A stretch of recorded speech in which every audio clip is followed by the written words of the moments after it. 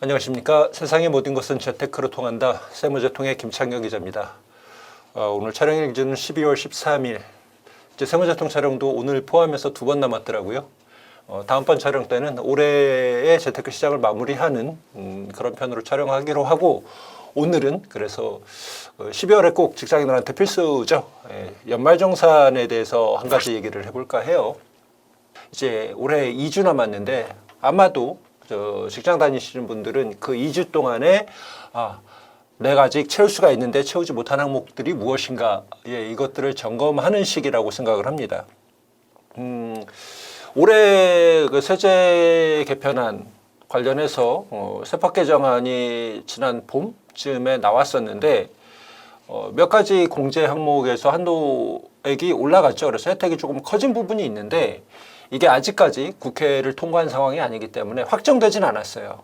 뭐 연금저축 공제 한도를 늘려준다, 그런 부분도 있었고, 그 월세 관련한 공제 혜택도 있었고, 한도가 조금 늘어나는, 아직 확정되진 않았습니다만 아마도 연금저축은 그 법 통과가 된다고 하더라도 올해 거를 적용을 해주기는 어려울 것 같고 아마 내년부터 시행이 될 것 같습니다. 하지만 그 월세 공제 한도가 아니죠. 공제율을 올려주기로 했었죠. 5,500만 원 이하 그 직장인분들한테는 그 무주택 월세 세입자들 그 지금 12% 공제를 받고 있는데 이걸 15%로 늘려주겠다.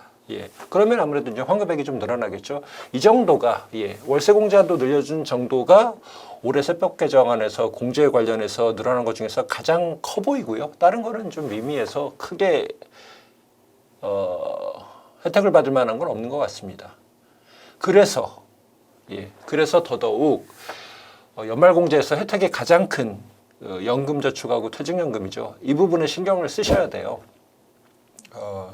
뭐 다른 거 뭐 늘려준다, 줄여준다 아무리 말을 많이 한다고 하더라도 실제로 환급받은 돈으로 따져볼 때는 이 연금만큼 혜택이 큰 그 항목이 없거든요. 그래서 이 부분은 꼭 신경을 써주셨으면 좋겠다. 연금저축 400만 원, 퇴직연금 포함했을 때 700만 원, 그리고 만 50세 이상자들 분께는 200만 원 더 늘어서 900만 원까지 신청을 할 수가 있죠. 이거는 꼭 신경을 써서 한도를 채우셨으면 좋겠습니다.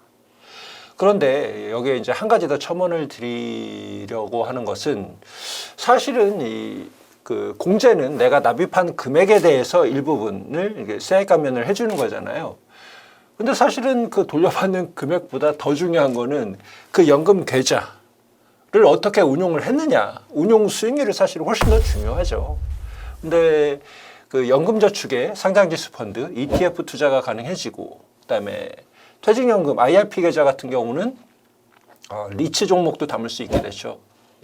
그 이후에 실제로 그 연금 계좌를 그 상장지수 펀드, ETF나 리츠 뭐 이런 거로 채워서 운용하시는 분들이 많아요. 왜냐하면 그냥 놔두는 것보다, 원리금 상품에 놔두는 것보다 조금이라도 이제 수익률 좀 높여보자. 주식 투자를 하시는 분들은 아무래도 그게 이제 ETF 투자 같은 게 익숙하시니까. 그래서 그 상품 틈에 이제 여러 가지 ETF나 리츠 종목으로 그 계좌를 채우신 분들이 꽤 많거든요. 그런데 올해 워낙에 증시가 이 모양이 돼서 ETF 주가들이 멀쩡한 것들이 별로 없죠. 그렇다고 뭐 주가 하락할 때 수익이 발생하는 인버스 상품을 연금 계좌에 이렇게 편입할 수 있게 되어 있는 것도 아니고, 그러다 보니 수익률이 별로 안 좋습니다. 그리고 그 리츠로 그 계좌를 채우신 분들도, 리츠 같은 경우는 주가 변동성이 조금 적은 편이긴 했는데 올해 같은 경우는 특별하게 금리가 급하게 오르면서 리츠들이 부담해야 되는 이자 비용이 늘어날 것이다. 그래서 리츠도 굉장히 안 좋아질 것 같다. 배당이 줄 수 있을 것 같다. 이런 전망에 리츠 주가도 전부 다 급락했습니다. 그래서 리츠나 ETF나 전부 다 그걸로 담으신 분들의 그 운용 수익률은 굉장히 안 좋아요. 아마 마이너스 상태인 분들이 굉장히 많을 거라고 생각을 합니다. 그 공제 혜택을 받아서 나중에 환급금을 받으면 그 마이너스 금액을 어느 정도 좀 복구를 하긴 하겠지만, 그렇다 하더라도 상황이 좀 열악할 것 같습니다. 하지만 반대로 아까 이제 금리가 상승해서 리츠 주가가 급락을 했기 때문에 연금 운용 수익률이 떨어졌을 거다라고 말씀을 드렸는데 금리가 올랐기 때문에 다른 한편으로는 좀 유리한 것도 있습니다. 예. 퇴직연금 IRP 계좌 같은 경우는 그 전체 자산의 30% 이상을 그 원리금이 보장이 되는 안정성 상품으로 그 유지를 하게끔 되어 있잖아요. 규정상. 그런데 아마도 그 나머지 70%를 뭐 리츠 같은 그 증시 연계 상품으로 채워 놓으신 분들도 나머지 30%는 그냥 채권형 ETF라든지 아니면 그냥 예수금으로 방치해 놓으신 분들이 많을 거예요.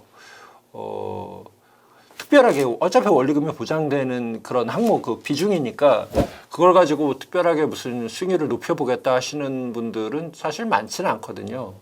신경을 좀 쓰신 분들이 채권형 ETF로 넣어놨었는데 사실 올해 채권들도 다 박살이 났잖아요.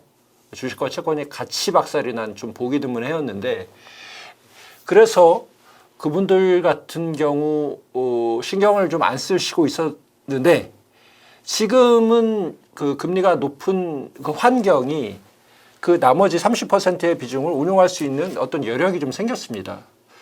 뭐냐면 그 증권사에서 운용하는 그 IRP 계좌도 그 정기예금을 담을 수가 있거든요. 채권 말고 채권형 ETF라든지 일부는 직접 채권도 담을 수가 있게 되어 있는데 그 채권 말고 그 예수금 비중으로 은행에 정기예금을 담을 수가 있어요.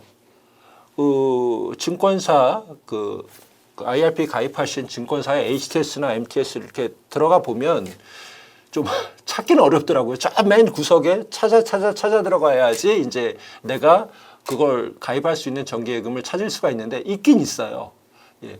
그거를 선택해서 가입을 하면 지금 현재 금리가 굉장히 올라가 있는 환경이잖아요. 그러니까 나머지 예수금을 그냥 놀리는 게 아니라 정기예금으로 이자를 받을 수가 있다라는 얘기죠. 그 다양하게 모든 은행권의 정기 상품들이 다양하게 리스트업이 되어 있습니다. 예, 전 은행은 아니고 상당히 많은 금융기관의 정기예금 상품이 리스트업이 되어 있어요.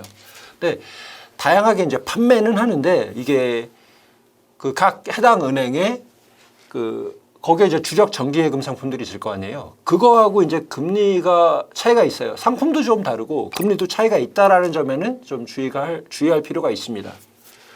왜 그 특정 은행, 뭐 A 은행이 있다 그러면 그 A 은행 홈페이지에 가보면은 정기예금이 그냥 한 가지가 아니라 굉장히 다양하거든요. 그리고 우리는 이제 그 중에서 해당 어떤 특정 시기에다가 가입을 원하는 시기에 금리가 가장 유리한 상품을 골라서 가입을 하는 거잖아요. 그리고 은행들도 이제 아마도 그 상품 위주로 이렇게 홍보가 이루어집니다.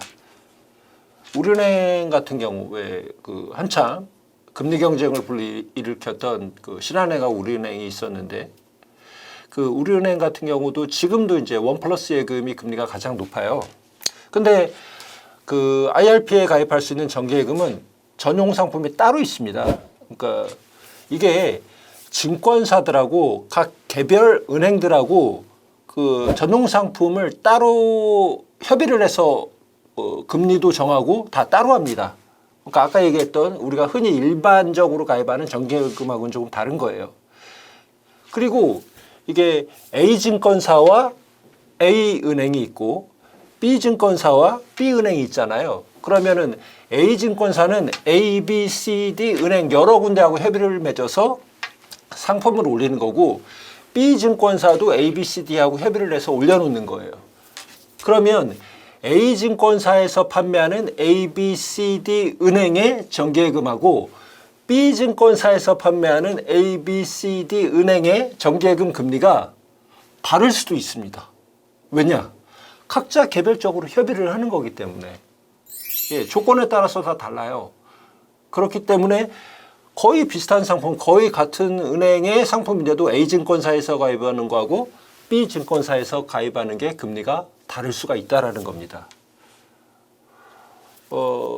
이게 그 일반적으로 정기예금에만 가입을 한다 이렇게 생각을 하면 그 A, B, C, D 은행 중에서 가장 좋은 상품 골라서 그냥 가입을 하면 되는데 IRP에서 가입을 할 때는 내가 이미 어느 증권사 IRP를 갖고 있는 거잖아요. 그 상태에서 그 내가 A 증권사 IRP 계좌를 갖고 있다고 하면은 거기 안에 있는 A, B, C, D 은행의 정기예금 상품 중에서 골라야 되는 거잖아요. 그 좀 제한이 되어 있습니다. 그러니까 다른 증권사에서 판매하는 정기예금의 금리가 약간 더 높다고 하더라도 이 안에서만 가입을 해야 되는 거죠. 사실은 계좌 전체를 해지해서 옮기지 않는 이상은. 뭐 그렇다고 해서 금리 차이가 크게 나는 건 아니니까 뭐 크게 신경 쓸 것까지는 아닌데 그래도 금리가 좀 다를 수 있다라는 점은 한 가지는 알고 계셔야 된다. 예. 그런데 이게 꼭 또 아까 우리 원플러스 예금 같은 경우가 금리가 가장 높았었는데 그거를 선택해서 가입할 수가 없다. 예, 이 말씀은 드렸지만 그게 꼭 또 나쁜 것만은 아니에요.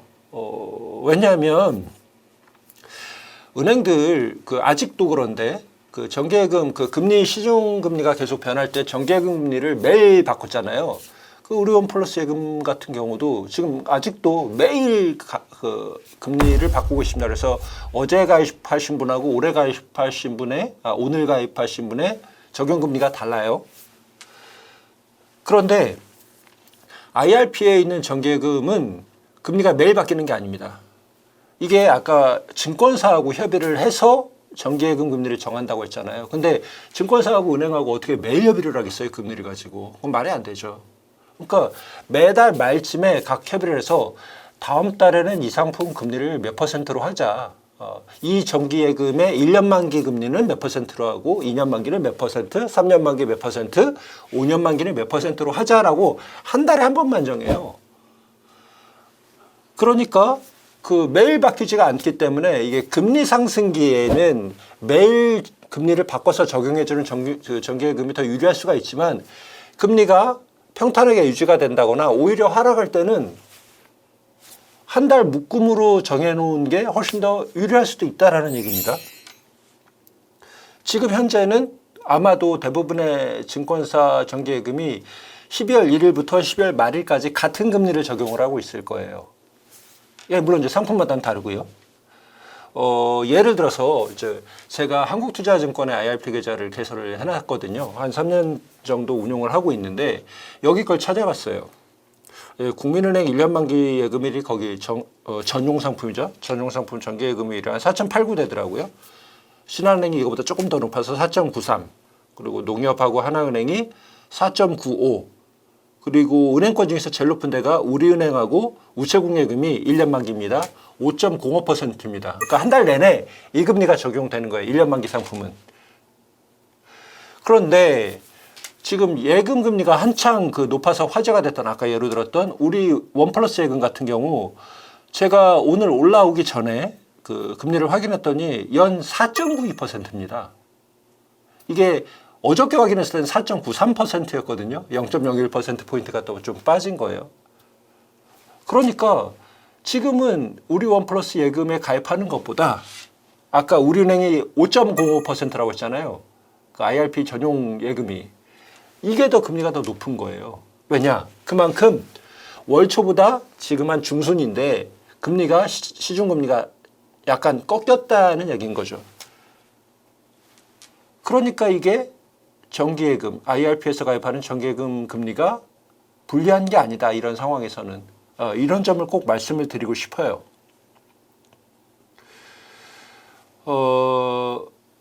은행권이라서 5% 넘나드는 거지만 당연히 저축은행은 이것보다 더 높겠죠.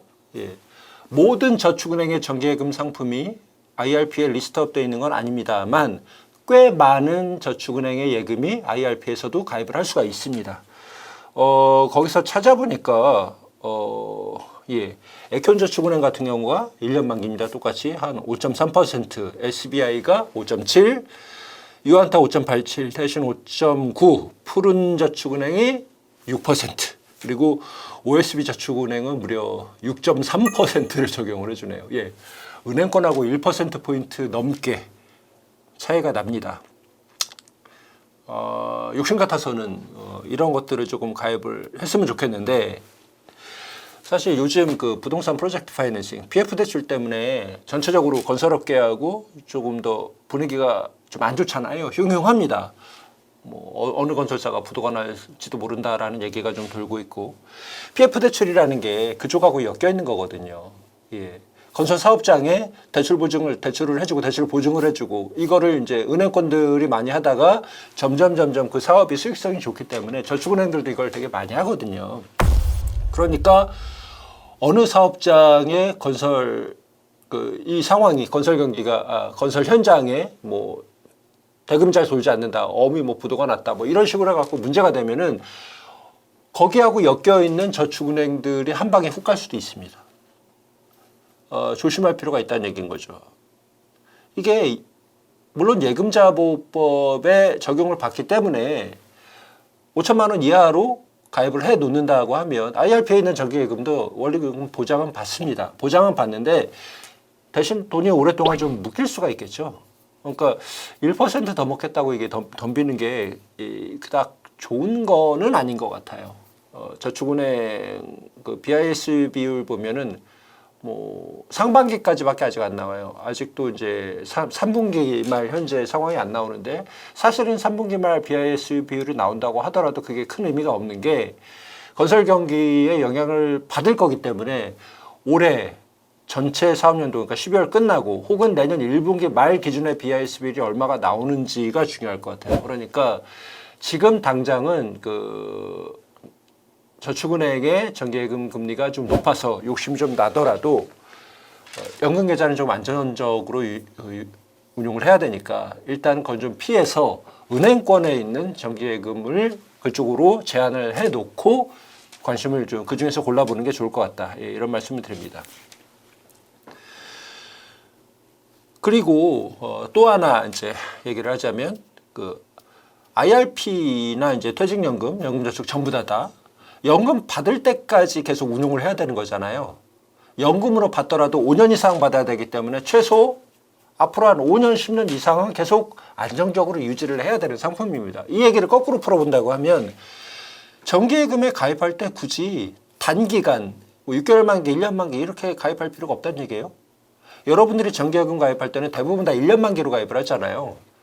그러니까 1년보다 더 오래 묶어두기에는 내가 자금 운용을 할 때 중간에 목돈 쓸 일이 언제 생길지도 모르고 금리가 어떻게 변할지도 모르기 때문에 대부분은 1년짜리로 끊어서 가입을 합니다. 근데 퇴직연금은 어차피 그 돈을 연금으로 수령하기까지는 한참 남아있는 계좌예요. 그렇다고 하면은 그 안에 있는 돈을 운용을 하는데 굳이 1년으로 딱 끊어서 운용을 할 필요가 없다라는 얘기죠.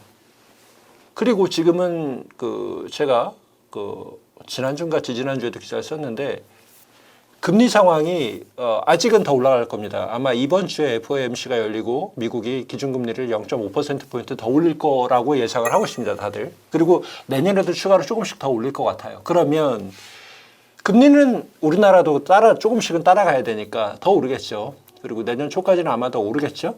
그러면 예금금리도 오를 겁니다. 그럼 그 다음엔 금리 정점이 아마도 2023년 내년 1년 중에 금리 정점이 오지 않겠습니까? 그리고 그 다음에는 횡보하거나 이제 그 다음부터는 떨어지겠죠.